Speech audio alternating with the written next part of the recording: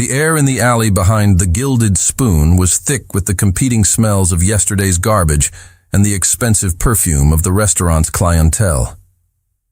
Hannah Scott leaned against the cool brick wall, the phone pressed so hard against her ear it hurt. Her knuckles were white where she gripped the device, a flimsy shield against the words tumbling through the line. "I can't, Trish, I just can't." Her voice was a raw whisper, a stark contrast to the professional, cheerful tone she was paid to maintain.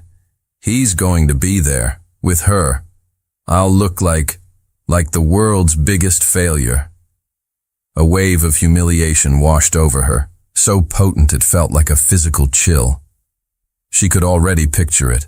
Alexander, her ex, looking effortlessly handsome in a tailored suit, and Gloria, his model-esque fiancée, who also happened to be Patricia's cousin, draped on his arm.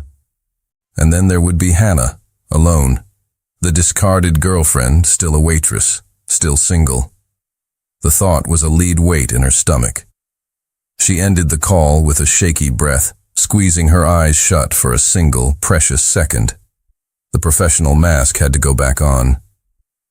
She pushed off the wall, straightened the crisp white apron over her black uniform, and forced a smile that felt brittle, like a pane of glass about to shatter.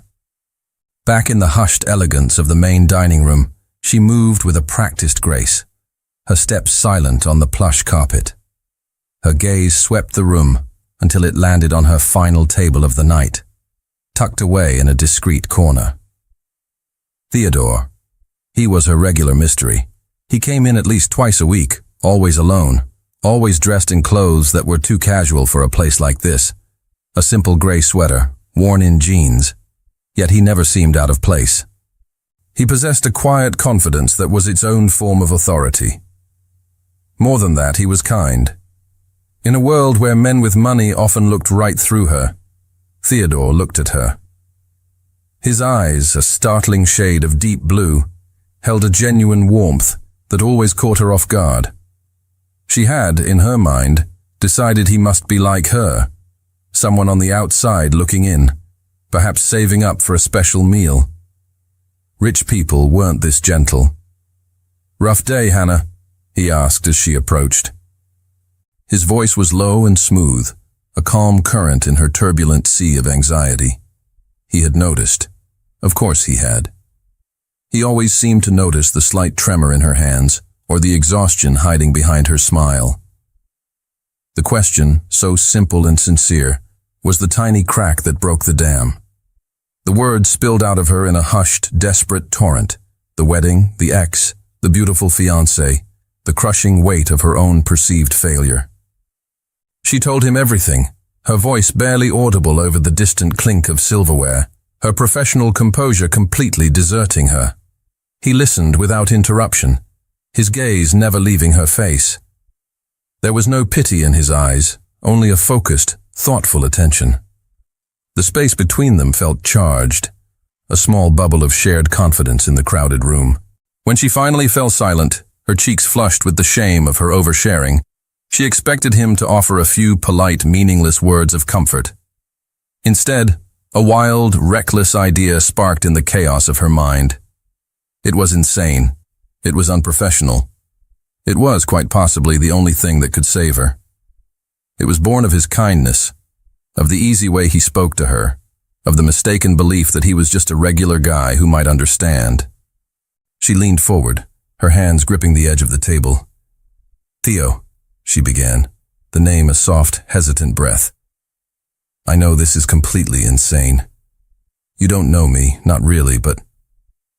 She took a shaky breath, her heart hammering against her ribs. Could you go with me, to the wedding?" She rushed the next words out before she could lose her nerve. "As my husband." The silence that followed was deafening. He just stared at her, his expression unreadable. She felt a hot flush of regret creep up her neck.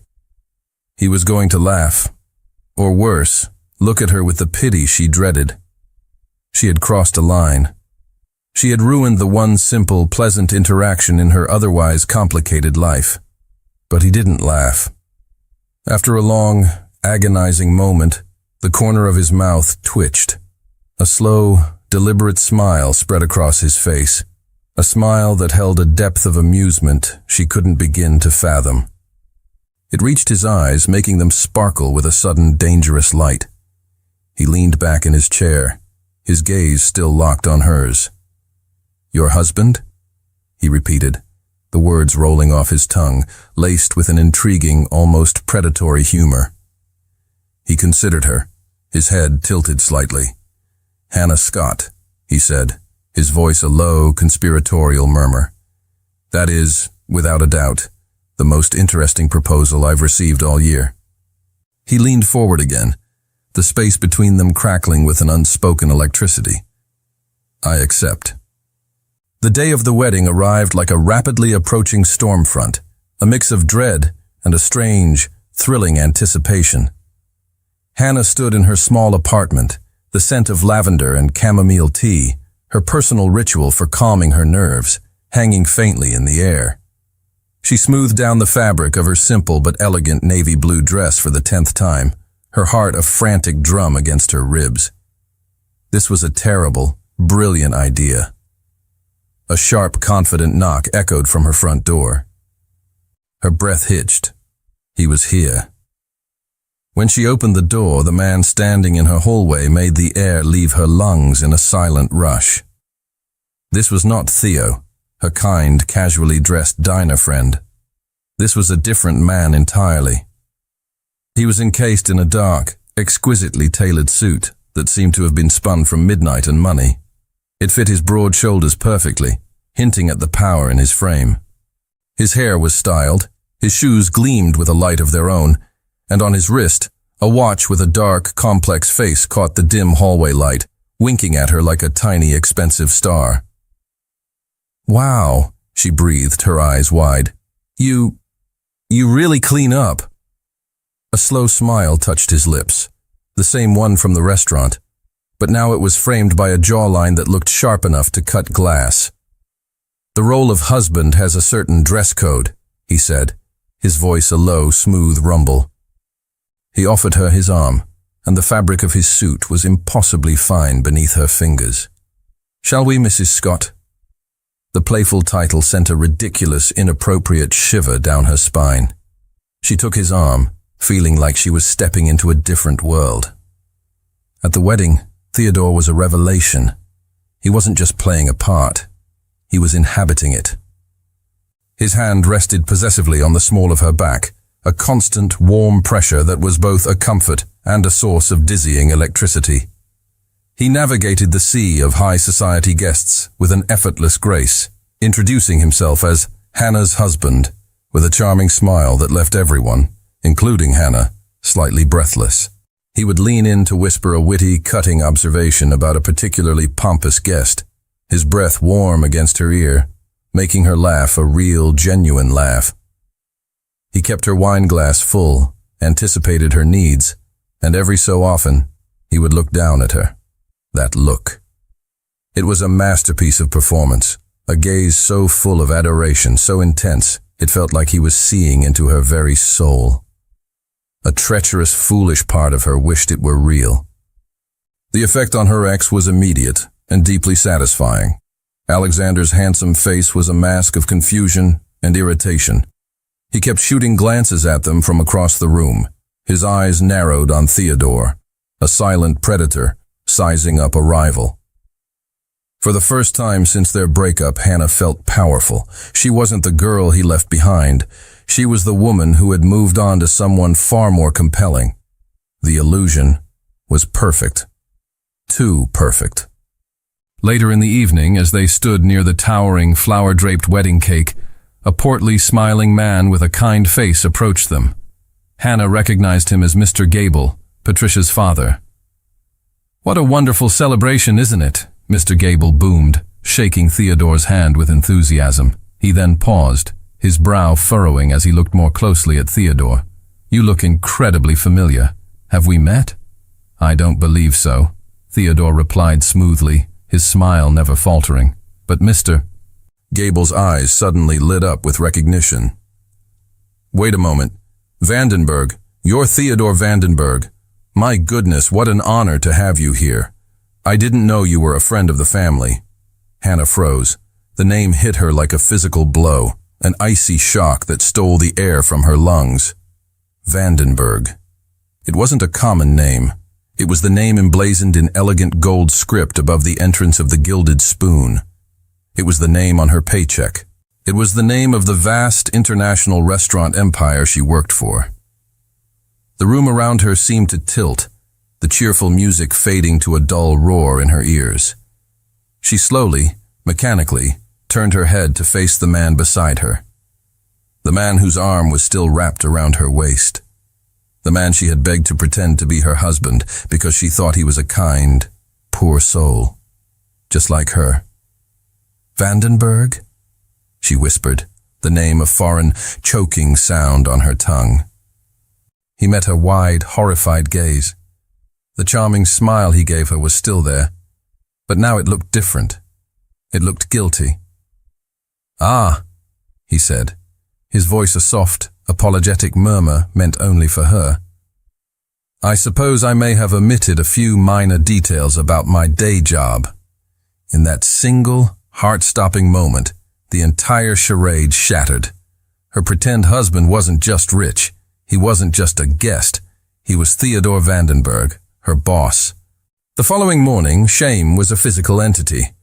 It was the bitter taste in Hannah's coffee, the heavy weight on her shoulders, the hot flush that crept up her neck every time she replayed the scene in her mind. Vandenberg. She had asked the billionaire owner of a global restaurant empire to pose as her husband to spite her ex-boyfriend.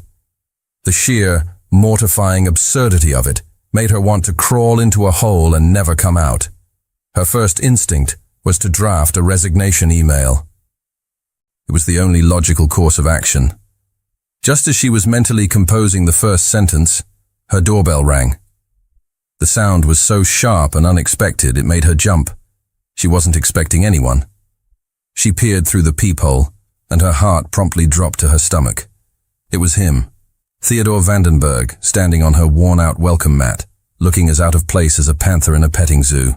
He was back in his casual clothes, a soft dark Henley and jeans, but the illusion was shattered.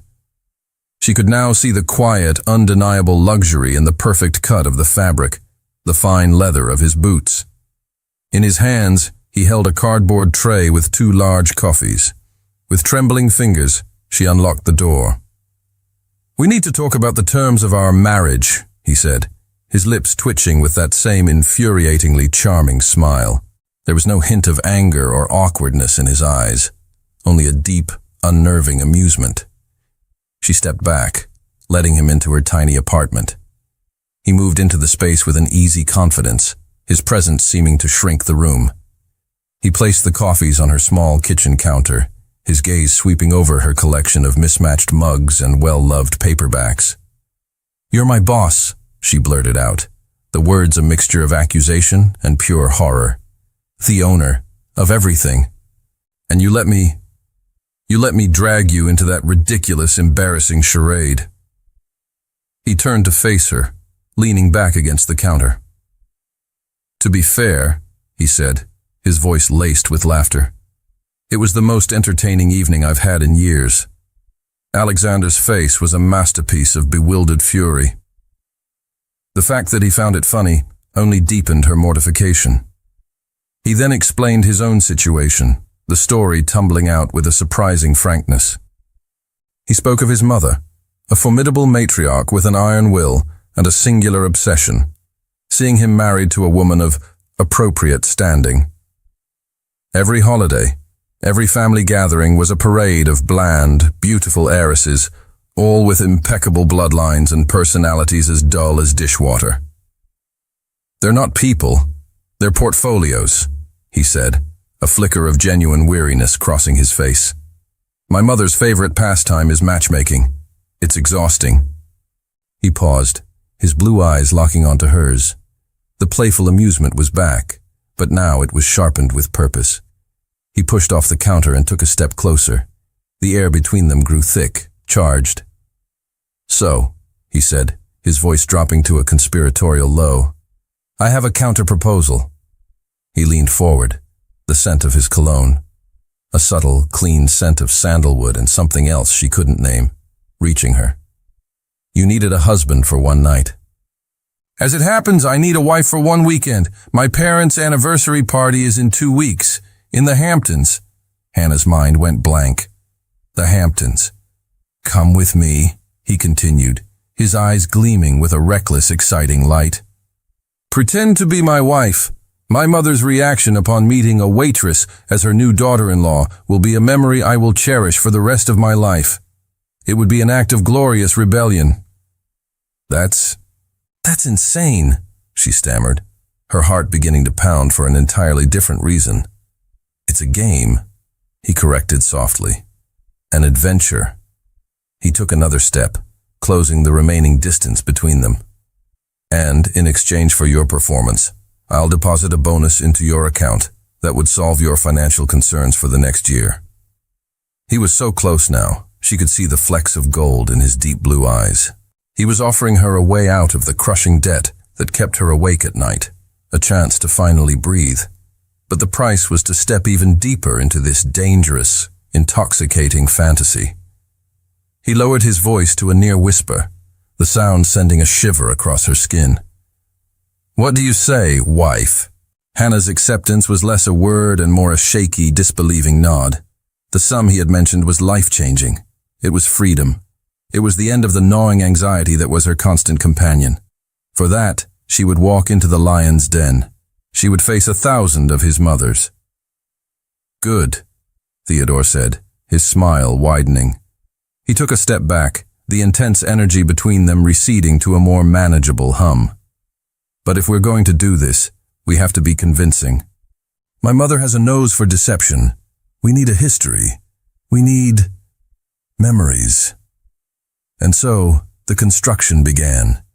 It was a dizzying, surreal immersion into his world.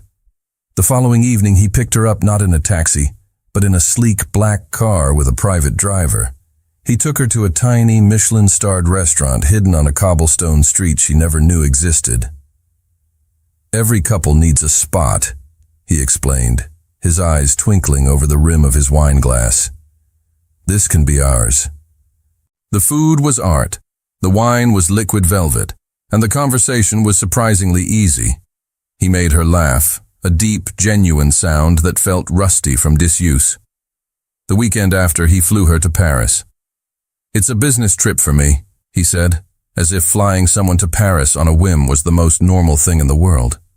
But we need travel photos. Couples have photos. They walked along the Seine, his arm casually draped around her shoulders for a selfie. They stood before the Eiffel Tower as it glittered against the night sky. And for the picture, he pulled her close, his hand resting on her waist. The pose was for the camera, but the warmth of his body seeping through her coat was undeniably real. She felt a strange, dizzying sense of belonging that both thrilled and terrified her. The most dangerous part of building their lie, however, happened in the quiet, ordinary moments. To make their story seamless, he began spending his evenings at her apartment. We need to know the little things, he reasoned, settling onto her lumpy but comfortable sofa. Your favorite movie, the story behind that ugly mug, my coffee order.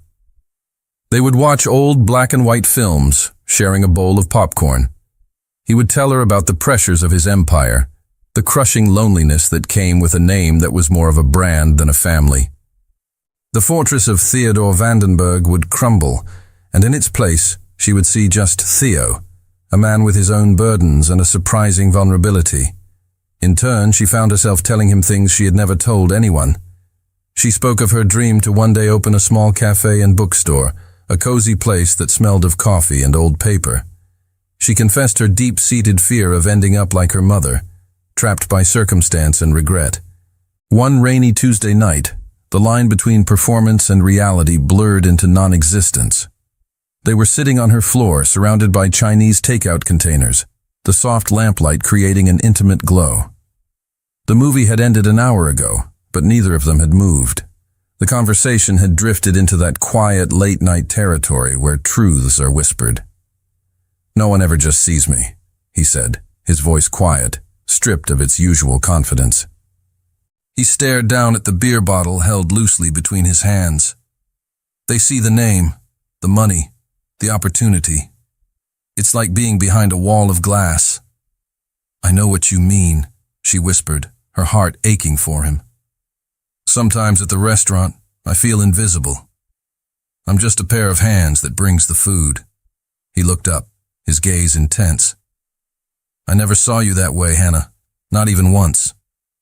The air grew thick, heavy.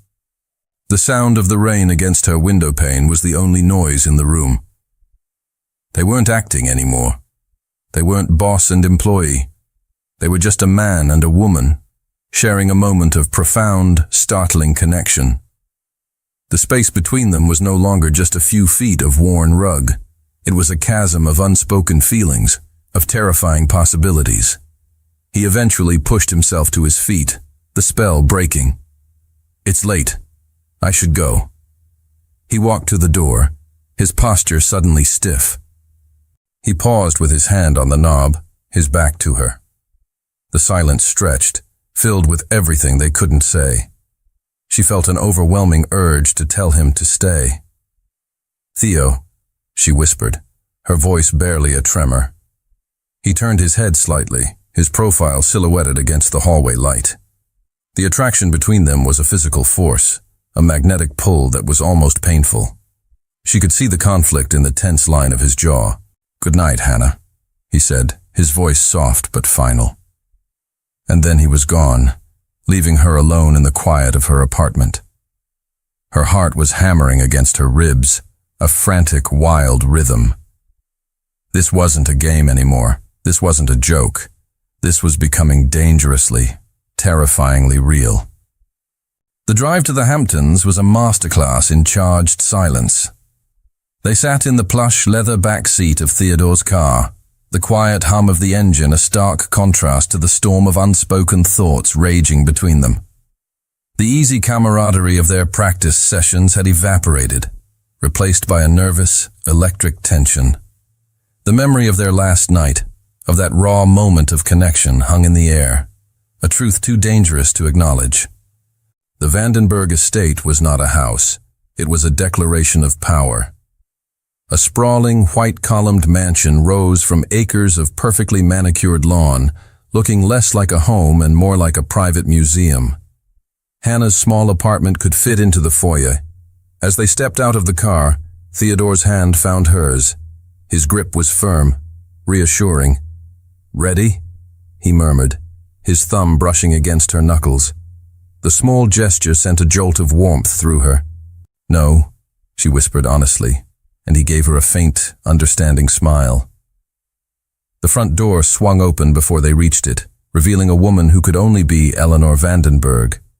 She was tall and slender, dressed in a cream-colored cashmere dress that probably cost more than Hannah's monthly rent. Her silver hair was swept into an elegant chignon, and her face was a mask of cool, aristocratic beauty. "Theodore, you're late," she said, her voice as crisp and cold as a winter morning. Her eyes, the same deep blue as her son's, but lacking any of their warmth, swept over Hannah in a swift, dismissive appraisal. "And you've brought a guest."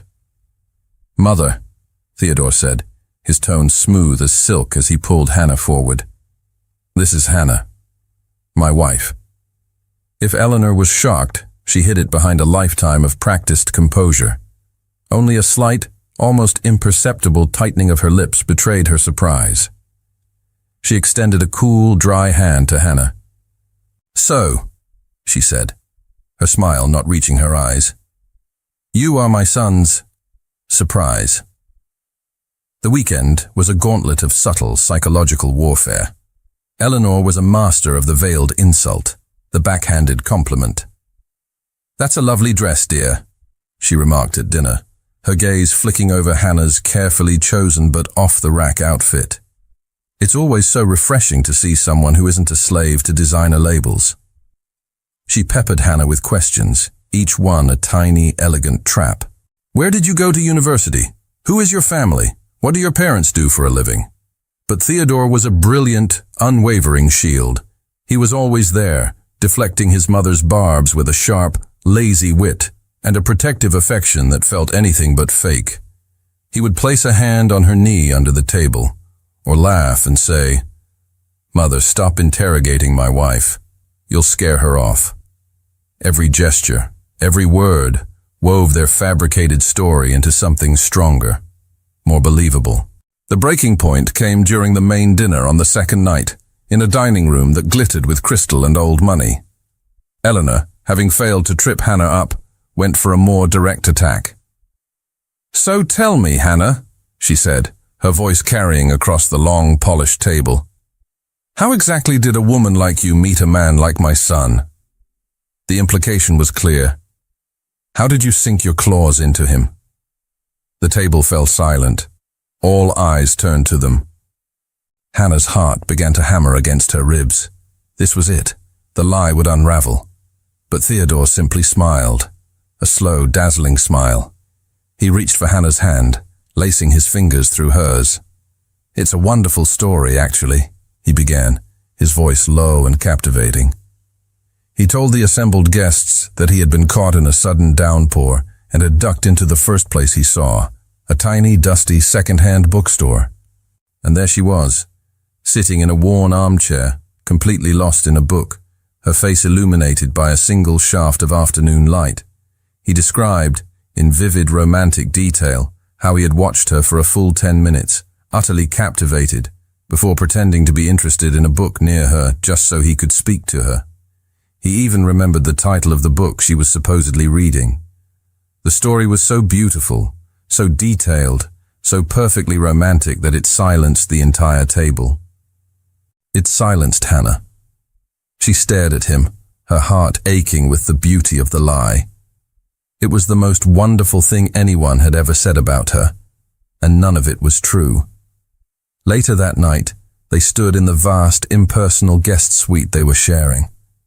The tension between them was a living thing, a third presence in the room. "That story," she said, her voice barely a whisper. "Downstairs. It was beautiful." He turned from the window where he had been staring out at the dark, manicured gardens. His face was serious, his eyes intense in the dim light. "I didn't invent all of it," he said, his voice low and rough. He took a step toward her. "The part about being completely captivated by an incredible woman in the most unexpected of places." He paused, his gaze holding hers. That part was true. Theodore's confession hung in the air, as potent and intoxicating as the expensive wine they'd had at dinner. Hannah's breath caught in her throat. The vast, silent bedroom, with its king-sized bed and antique furniture, suddenly felt impossibly small, charged with a dangerous, crackling energy. They were supposed to be actors in a play, but he had just ripped up the script. The proximity forced upon them by the charade was becoming a sweet, exquisite form of torture. They had to maintain the illusion of a married couple, which meant sharing this suite. A heavy oak door connected his bedroom to hers, a door they both were intensely aware of. It was a flimsy barrier against the truth that was growing between them. Every night, she would lie in her bed, staring at that door, her heart pounding, half terrified, half hoping he might open it. The second day was the main event, the anniversary party. The sprawling gardens of the estate were filled with a sea of elegant dresses and dark suits. Laughter and classical music drifted on the warm afternoon air. Hannah felt like an imposter in a fairy tale, clinging to Theodore's arm as he navigated the crowd. She found herself cornered by Eleanor and two of her hawk-faced friends near a rose garden. The interrogation was subtle, but relentless. "And your family, dear?" one of the women asked, her eyes sharp and bird-like. "Are they in business, or perhaps the arts?" "My father was a builder," Hannah said, her chin held high.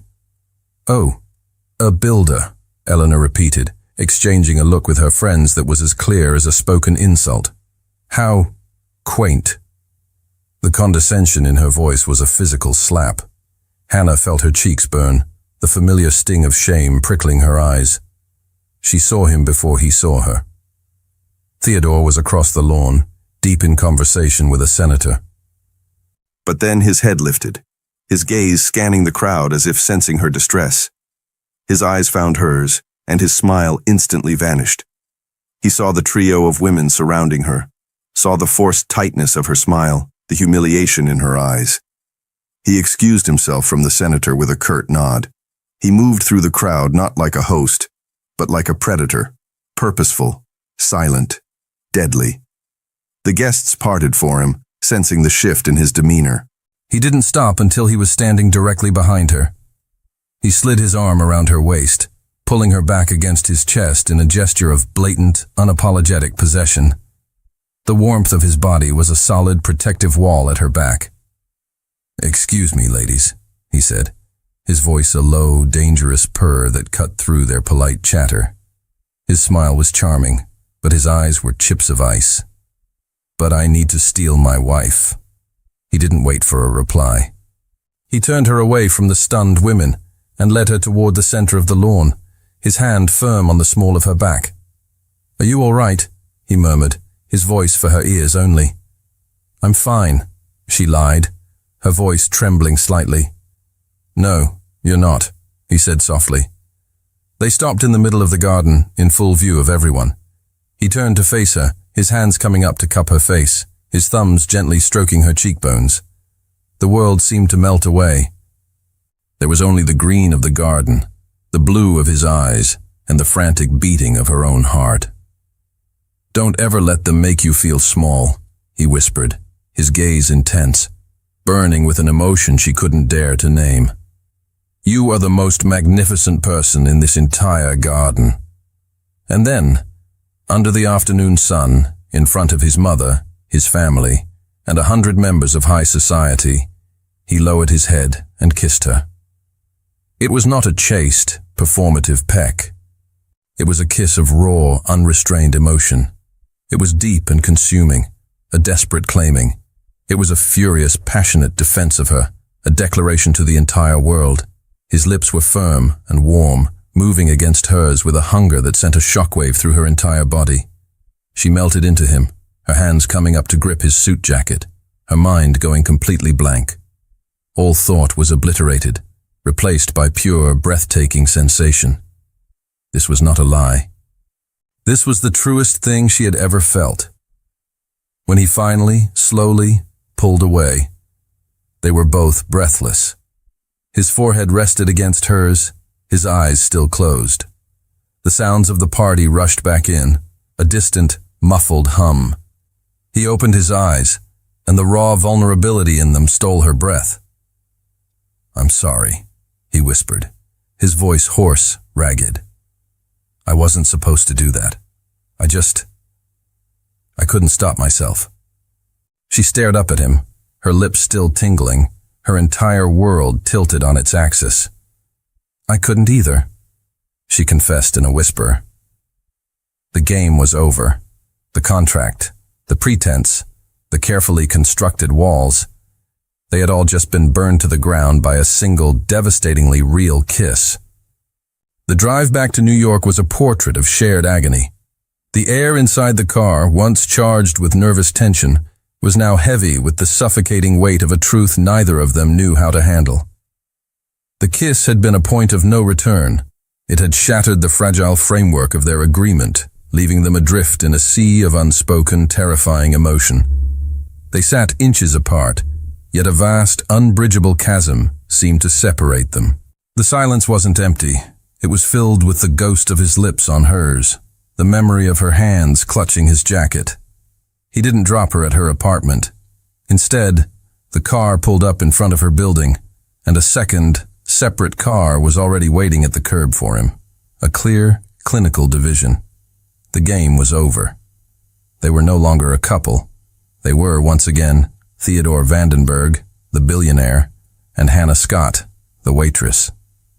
"Hannah," he said, his voice strained, his gaze fixed on the window opposite her. He couldn't look at her.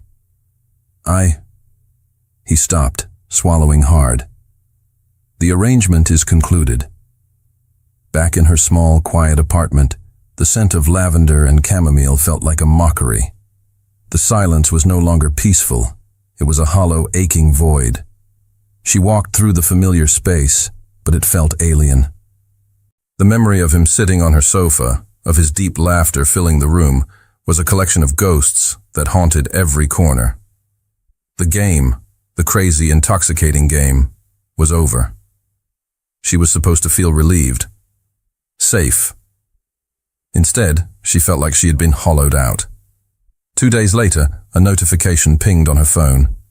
It was an alert from her bank. A deposit had been made. She stared at the number on the screen, at the string of zeros that represented her freedom. It was the amount he had promised. The finality of it was a punch to the gut. The contract was officially, transactionally, complete. The money, which had once seemed like the solution to all her problems, now felt like severance pay, a payment for services rendered. It felt dirty. Instead of relief, a wave of devastating emptiness washed over her. The money meant nothing. It couldn't buy back the late-night conversations, the shared laughter in Paris, the protective warmth of his hand on her back. It couldn't buy the look in his eyes right before he kissed her. She knew she had to. She had to see him one last time, to close the circle. She took the subway to the Vandenberg Tower, a gleaming skyscraper that pierced the clouds. The elevator ride to the top floor felt like an ascent to a different planet. His office was larger than her entire apartment, with a glass wall that offered a godlike view of the city below. He was standing by the window when his assistant showed her in, his back to her. He turned, and his face was a mask of cool, professional indifference. The warm, laughing Theo from her apartment was gone. This was Mr. Vandenberg, the CEO. "Hannah," he said, his voice polite, distant. "To what do I owe the pleasure?" "I came to thank you," she said, her own voice sounding thin and strange to her ears. "For the bonus. It's very generous." "You fulfilled your end of the bargain," he replied, his tone clipped, businesslike. "It was a pleasure doing business with you, Miss Scott." Miss Scott. The name was a slap. The formality was a wall of ice erected between them. This was it then, the final scene. They were pretending again, but this time they were pretending they were strangers. "Right," she said, a bitter, hollow feeling spreading through her chest. "Well, thank you for everything." She turned to leave before he could see the tears welling in her eyes. Her hand was on the doorknob when she heard his voice, low and rough. "Hannah." She paused, her back still to him, her heart leaping with a sudden, foolish hope. "Yes?" she whispered. There was a long silence. She could feel the weight of his gaze on her back. "Good luck with your future endeavors," he said. The words were like knives. She didn't reply. She simply opened the door and walked out, the quiet, decisive click of the lock closing behind her. It was the sound of an ending, a door closing not just on an office, but on a world, on a possibility, on the most real thing she had ever felt. 2 weeks passed, 14 days, each one a carbon copy of the last, a long, hollow stretch of time that Hannah filled with work and exhaustion. The silence from Theodore was absolute. She threw herself into her shifts at the Gilded Spoon, the familiar rhythm of taking orders and carrying plates a welcome, mindless distraction. But the restaurant itself had become a torture chamber. Every corner held a memory of him. The corner table where he used to sit, the spot by the bar where he'd waited for her, the curve of the staircase he'd descended like a king on the day of the wedding. Her life was supposed to be better. The debt was gone. She was financially secure for the first time in her adult life. Yet, she had never felt more impoverished. The vibrant color he had brought into her world had faded, leaving everything in dull shades of gray. She missed his laugh. She missed the way his eyes would crinkle at the corners when he smiled. She missed the thrilling, terrifying feeling of being truly seen. Theodore, in his glass tower, was living his own private hell. The silence he had imposed was a self-inflicted wound. His vast, empty penthouse felt like a tomb. He would find himself walking towards the East Wing, towards her old room, before remembering she was gone. He'd pick up his phone to text her a funny observation, his thumb hovering over her name, before the cold reality crashed down on him again. He had built his life on logic and control, yet he had willingly, foolishly, let go of the one variable that made any of it feel worthwhile. He was drowning in the quiet, orderly world he had fought so hard to maintain. One Tuesday evening, as Hannah was balancing a tray of appetizers, a familiar voice cut through the restaurant's polite murmur. Hannah. She froze, her blood running cold. She didn't need to turn around to know who it was. Alexander. He stood there, looking just as handsome and confident as ever. He was alone. "I was hoping I'd find you here," he said, his smile a little too smooth. "What are you doing here, Alexander?" she asked, her tone flat. "I made a mistake," he said, his voice dropping to a low, intimate register. "A huge mistake. Gloria and we're over. It was never real.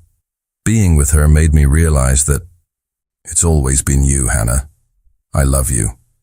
Please give me another chance." His words, which once would have been everything she wanted to hear, now felt hollow. But they also represented something she desperately craved: familiarity, safety, an easy path away from the complicated, painful ache that Theodore had left in her heart. She felt lost and lonely, and Alexander was a harbor she knew well, even if it was a treacherous one. She saw the temptation for what it was, a step backward. But her heart was bruised, and the thought of something easy was seductive. I have to work, Alexander," she said, not giving him an answer. "Dinner, tomorrow night. Please," he pressed, reaching out and taking her hand. His touch was warm, but it sparked nothing inside her. "I'll think about it," she conceded, pulling her hand away. She didn't know that from a dark, secluded table in the far corner of the restaurant, Theodore was watching. He had come, as he had several times over the past 2 weeks, under the pathetic guise of inspecting the service, just to catch a glimpse of her. He needed to see her, even if it was from a distance, like a man dying of thirst, looking at a mirage. He watched the whole exchange. He saw Alexander's earnest, pleading face. He saw him take her hand, and most devastatingly, he saw the hesitation in Hannah's expression. He saw that she didn't immediately shut him down. He saw the flicker of consideration in her eyes. A cold, possessive jealousy, fierce and unfamiliar, seized him. It was a visceral, physical reaction, a punch of ice to the gut. He had no right. He had ended their agreement. He had pushed her away. But the thought of her going back to that man, of her laughter belonging to someone else, was unbearable. He realized, with a surge of cold, stark panic, that he hadn't just pushed her away. He had pushed her directly into the arms of the one man he couldn't stand to see her with. He was about to lose her, for good. The image of Alexander's hand on hers was burned into Theodore's mind. Jealousy was a foreign, venomous substance in his veins, and it drove him to act in ways that were completely illogical. The cool, detached CEO was gone, replaced by a man operating on pure, primal instinct. His silent pursuit began. He couldn't stay away. He started showing up at the Gilded Spoon almost every night, always taking the same dark corner table that offered a clear, unobstructed view of the main floor. He would order a whiskey, open a file on his tablet as a prop, and just watch her. He watched the way she moved through the tables with an effortless grace. He watched the way her face lit up when she spoke to Patricia, who often stopped by after her own shift. He watched her tuck a stray strand of hair behind her ear, a simple gesture that made his chest ache with a longing so intense it was a physical pain. Hannah felt his presence like a change in the atmospheric pressure. She didn't have to see him to know he was there. She could feel the weight of his gaze on her as she worked, a silent, burning scrutiny that made the hairs on her arms stand up.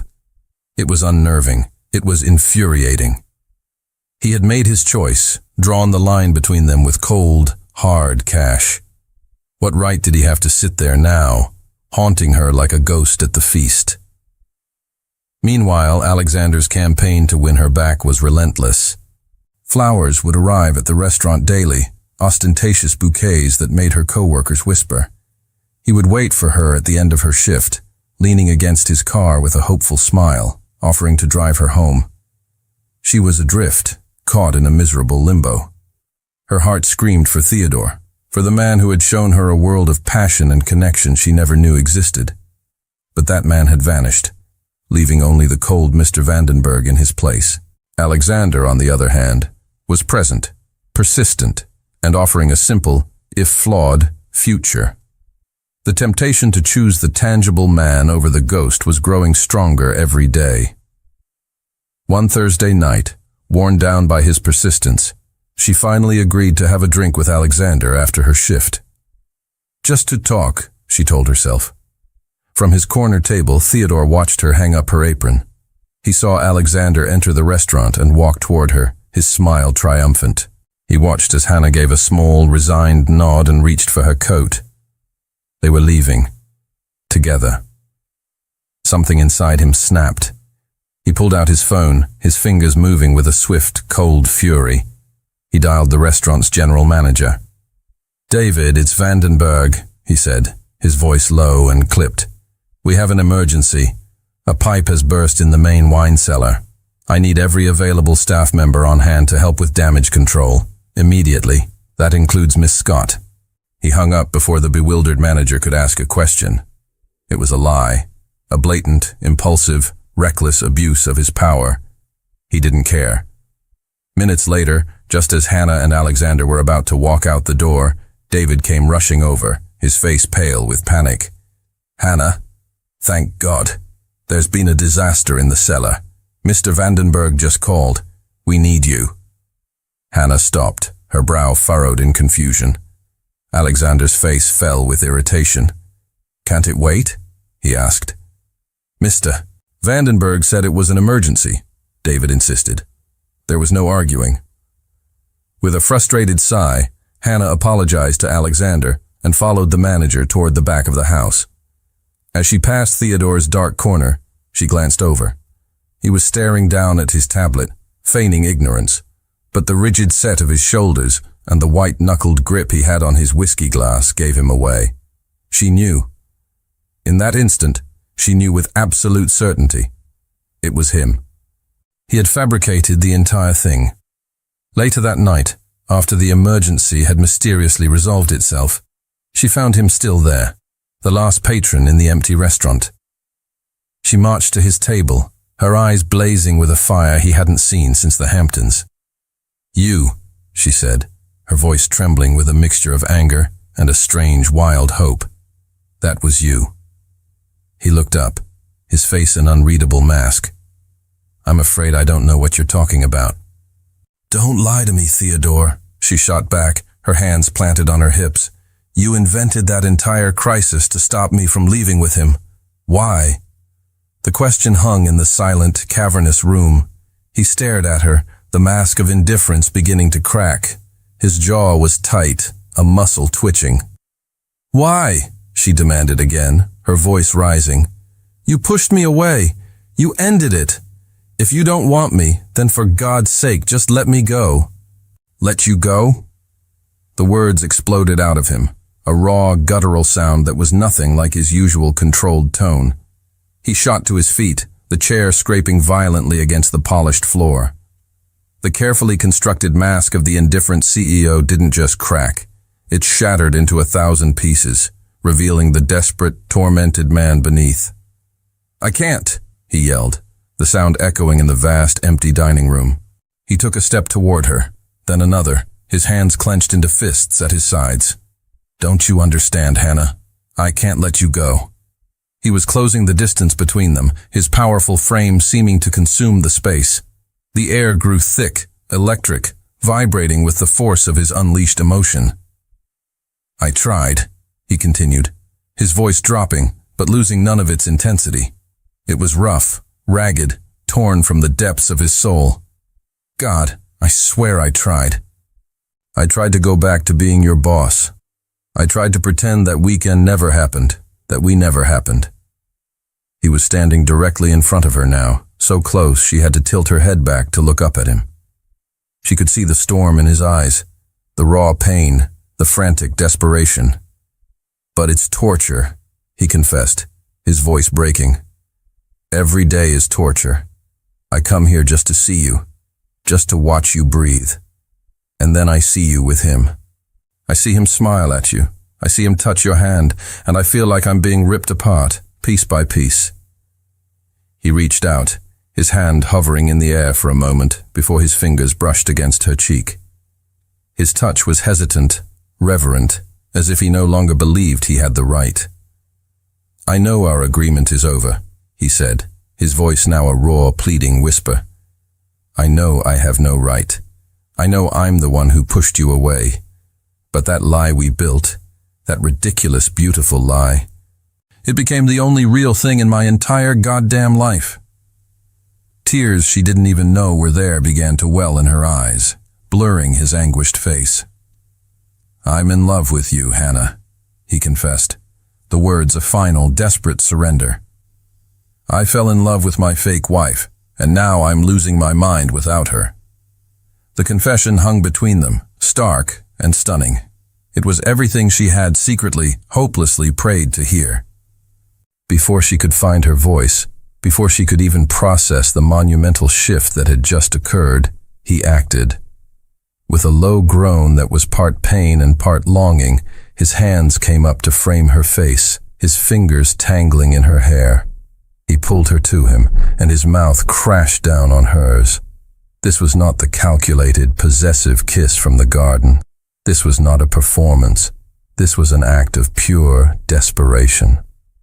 It was a kiss of starvation, of a man who had been deprived of air and was finally, greedily, taking his first breath. It was raw, hungry, and utterly consuming. It was the kiss of a man laying his entire soul bare, holding nothing back.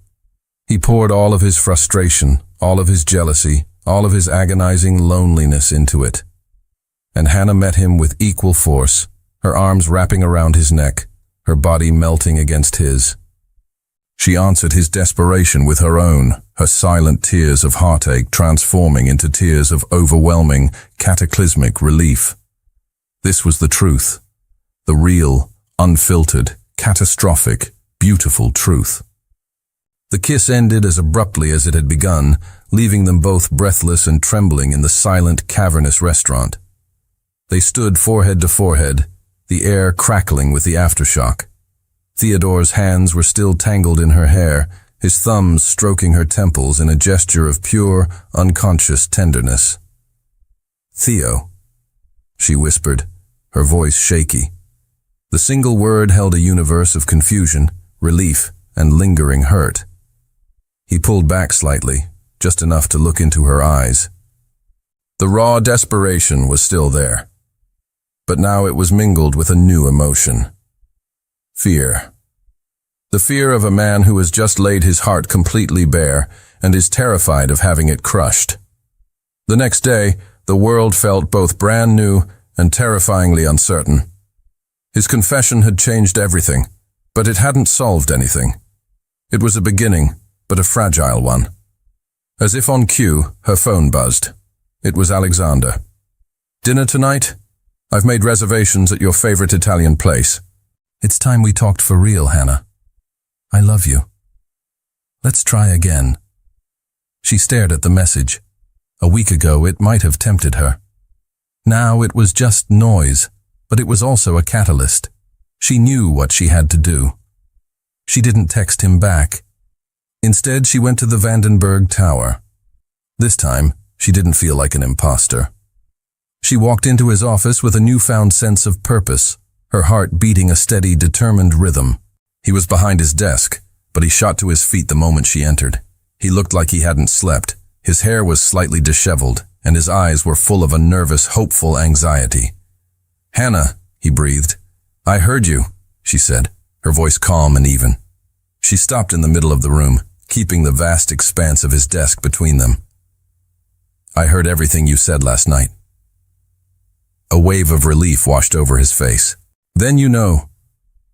"I know you said you love me," she interrupted, her voice firm. "But words aren't enough, Theodore. Not anymore." His hopeful expression faltered, replaced by confusion. "You built a fantasy for me and it was beautiful," she continued, her voice ringing with a strength she didn't know she possessed. "But then you hid from it. You used me in your game with your mother, and when it got too real you paid me off and discarded me like a business expense.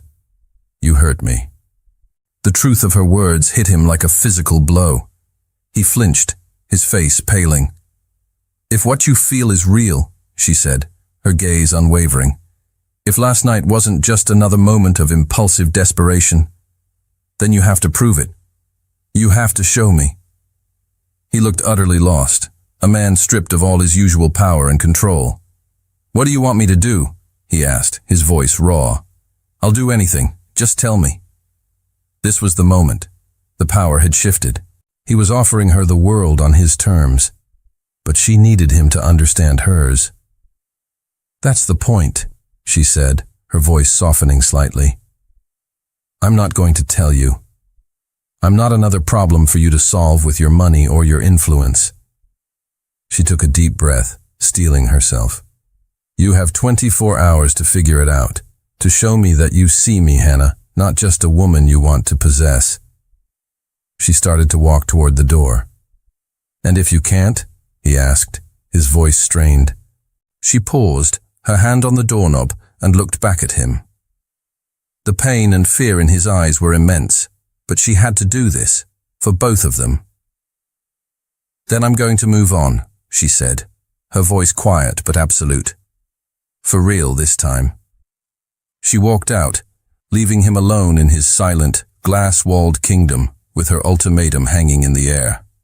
The future of their story was now, entirely, in his hands. Theodore stood motionless in his office long after she had gone, the silence pressing in on him. 24 hours. The ultimatum was both a death sentence and a lifeline.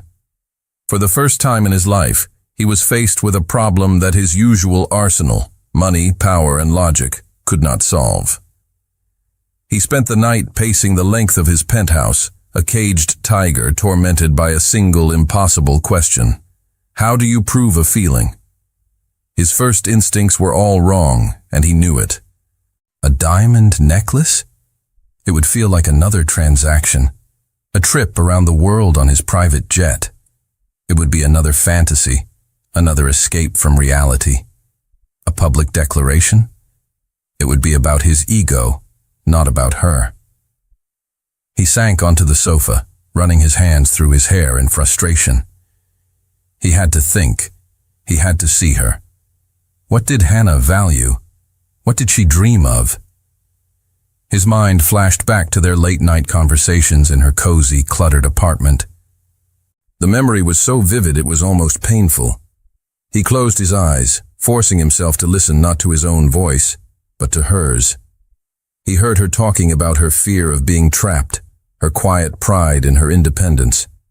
And then it hit him. A memory so clear it was like she was whispering it in his ear right now. "A small cafe and bookstore," she had said, her eyes shining with a distant, hopeful light. A cozy place that smelled of coffee and old paper, where people could feel at home. My own little world. Her own world, not his. The realization struck him like a bolt of lightning.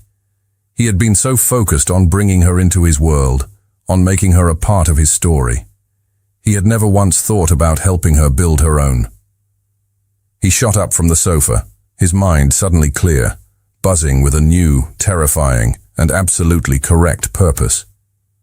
He spent the next several hours on the phone, his voice a low, urgent command in the pre-dawn darkness.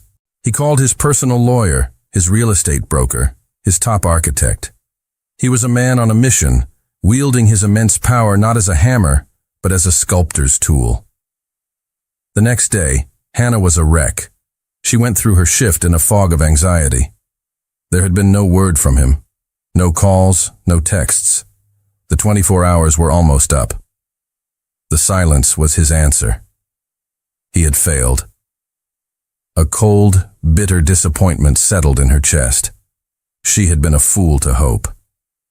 As she was leaving the restaurant, her shoulders slumped in defeat, a professional courier approached her. "Miss Hannah Scott?" "Yes?" "This is for you," the courier said, handing her a thick, heavy envelope before disappearing back into the evening rush. Her hands trembled as she opened it. Inside there were no flowers. There was no gushing letter of apology. There was a stack of official-looking documents. She pulled them out one by one, her confusion mounting. The first was the deed to a small commercial property in Greenwich Village, her favorite neighborhood, the one she'd told him she loved to walk through on her days off. The next were business licenses, all approved and paid for. The last was a set of architectural blueprints. Her eyes scanned the title block on the blueprints, and a choked sob escaped her lips. The project name was written in a simple, elegant font, Hannah's Place. It was a detailed plan for a cafe and bookstore. It was perfect. It was the exact layout she had described to him that rainy night, right down to the cozy reading nooks by the front window. Tucked inside the blueprints was a single, handwritten note on his personal stationery. His handwriting was sharp and decisive, just like him. It wasn't a love letter. It was something more. "Hannah, I don't want to give you my world. I want to help you build yours. And if you'll let me, I'd love to spend the rest of my life drinking coffee in it. By your side." Theo, tears streamed down her face, hot and fast. They weren't tears of sadness or relief. They were tears of being seen, truly, completely seen. He hadn't just listened to her, he had heard her. He hadn't tried to buy her or impress her. He had empowered her. It was the grandest, most romantic gesture of her life, and it had nothing to do with his money and everything to do with his heart. Hannah didn't walk. She ran. She hailed a taxi, her hands clutching the envelope as if it were the most precious object in the world. The documents were a testament, a tangible piece of his heart that he had laid at her feet. The city lights blurred past the window, a smear of color in her tear-filled vision. She burst into the lobby of the Vandenberg Tower, not bothering to check her reflection, and took the private elevator straight to the top. He was standing exactly where she had left him 24 hours before, by the massive glass wall, staring out at the city. He turned the moment the elevator doors chimed, his body rigid with tension. The look on his face was one of pure, agonizing suspense. He had played his final card, and had no idea if it had won or lost him the entire game. She strode into the office, stopping a few feet in front of him. She held up the envelope, her voice choked with emotion. "This is..." She couldn't find the words. "This is everything. It's yours," he said, his voice quiet, raw. "No matter what you choose, no strings, no contracts. It's a gift. Even if you choose him, I want you to have your dream." The selflessness of his words, the willingness to give her everything even if it meant losing her completely, was the final definitive proof. "There is no him," she said, her voice firm and clear, cutting through the last of his uncertainty. There was never really a him. She closed the remaining distance between them, stepping into his personal space, right up to the invisible wall he kept around himself. "But," she said, a slow smile spreading across her face, "there is one condition for me to accept this." A flicker of the old, powerful CEO returned to his eyes, a man ready to meet any demand. "Anything," he breathed. "I'll only accept," she said, her voice dropping to an intimate whisper, "if you agree to be my partner." He stared at her, confused. "Hannah, my business partner," she clarified, her smile widening into a grin. "I don't know the first thing about running a business. You do. I have the vision. You have the experience." She reached up and placed her hand on his chest, right over his heart. It was hammering against his ribs. "I want to build this with you, as my partner, in business and in life." The relief that washed over his face was staggering. It was like watching a man who had been holding his breath for his entire life finally exhale. A low, ragged sound escaped his lips, and then he was pulling her into his arms, crushing her against him. "Yes," he murmured into her hair, his voice thick with an emotion he no longer tried to hide. "Anything." "Yes." He pulled back, his hands framing her face, and he kissed her. It was not a kiss of desperation or of passion, but one of profound, soul-deep relief. It was a kiss of homecoming, a kiss that sealed a new contract, one not written on paper, but on the shared landscape of their hearts. It was a promise of a future they would not just share, but build together, from the ground up. The months that followed were a whirlwind of joyful, chaotic creation. They were a team. Theodore, the man who managed a global empire, brought his formidable business acumen to the project, but he did so with a surprising humility. He never dictated, he advised. He secured the best contractors, negotiated with suppliers, and handled the labyrinthine world of permits and regulations, clearing a path for her vision to become a reality. Hannah, in turn, blossomed. Freed from financial worry and empowered by his belief in her, her creativity soared. She was the heart and soul of the project. She chose every detail, from the color of the walls, a warm, creamy white, to the specific blend of coffee beans. She spent weeks scouring flea markets and antique shops, finding the perfect worn-in armchairs and mismatched tables that would give the cafe its soul. They worked side by side, their days filled with blueprints and sawdust, their evenings spent poring over menus and book catalogs. They were partners in every sense of the word, their easy laughter and shared glances creating a language all their own. One afternoon, as they were unboxing a shipment of classic novels, Eleanor Vandenberg appeared at the doorway of the half-finished cafe. She looked entirely out of place in her designer suit and heels amidst the construction dust. "Theodore told me what you were doing," she said, her tone unreadable. She walked through the space, her sharp eyes taking in every detail. Hannah braced herself for a cutting remark. Instead, Eleanor stopped by a window where Hannah had set up a small, sun-drenched reading nook. "This is lovely," she admitted, a note of genuine surprise in her voice. She turned to Hannah. "You have a good eye, child." Coming from Eleanor, it was the highest of compliments. From that day on, something shifted. The formidable matriarch had finally met Hannah on her own terms, in a world Hannah had built, and she had been, to her own astonishment, impressed. The grand opening of Hannah's place was a triumph. The cafe was packed, buzzing with warmth and happy chatter. The air smelled of freshly ground coffee, old books and new beginnings. Patricia was there, beaming with pride. Eleanor and Theodore's father were also there, holding court at a corner table, looking surprisingly at home. At one point, Hannah looked out the large front window and saw a familiar figure pass by on the street. It was Alexander. He glanced in, saw her standing in the heart of her own bustling, beautiful world, her face glowing with happiness. He saw Theodore walk up behind her and wrap his arms around her waist. A flicker of something, regret perhaps, crossed Alexander's face before he simply turned and walked on, a ghost from a past life that no longer had any power. Later in the evening, when the crowd was at its peak, Theodore tapped a spoon against a glass to get everyone's attention. He climbed onto the small, makeshift stage they had built for poetry readings. "I'd like to make a toast," he said, his voice carrying over the suddenly quiet room. His eyes found Hannah's, and he smiled a smile that was just for her. "To the woman who taught me that the greatest business venture isn't about profit, and the greatest adventure isn't a game." His gaze was so full of love it made her heart ache.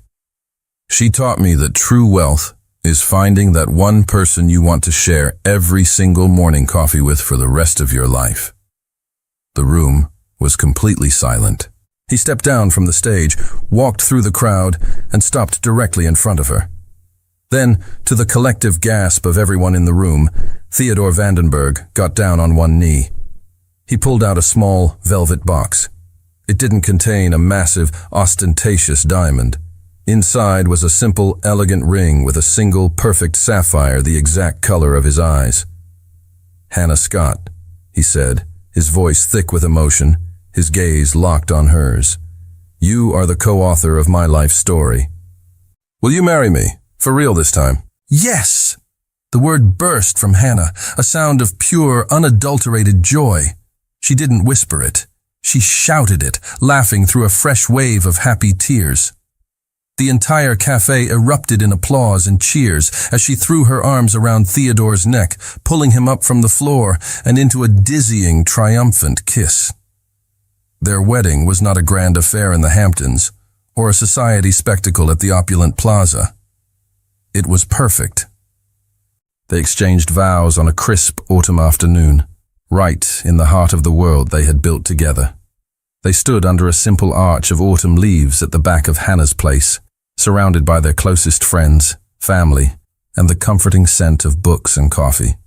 Hannah's mother, her face glowing with health and pride, wept openly in the front row.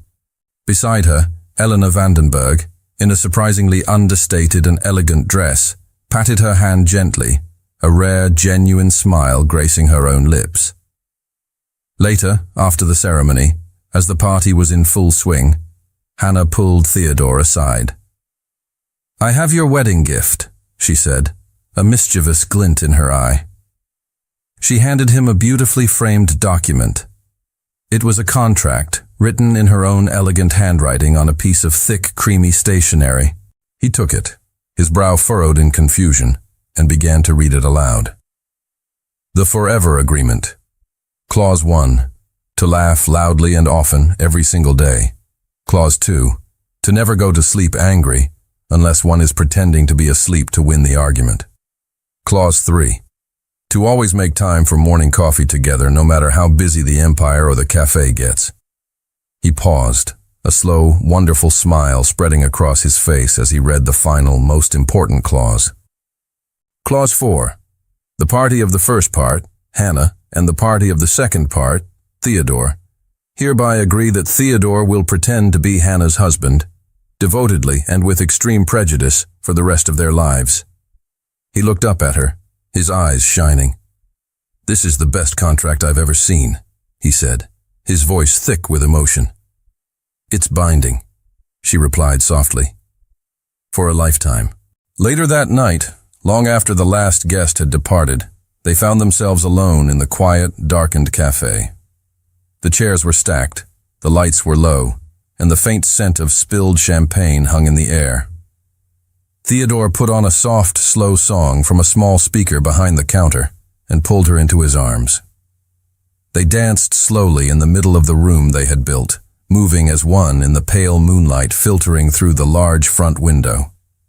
"Who would have thought?" she whispered, her head resting contentedly on his chest, her cheek against the fine wool of his suit.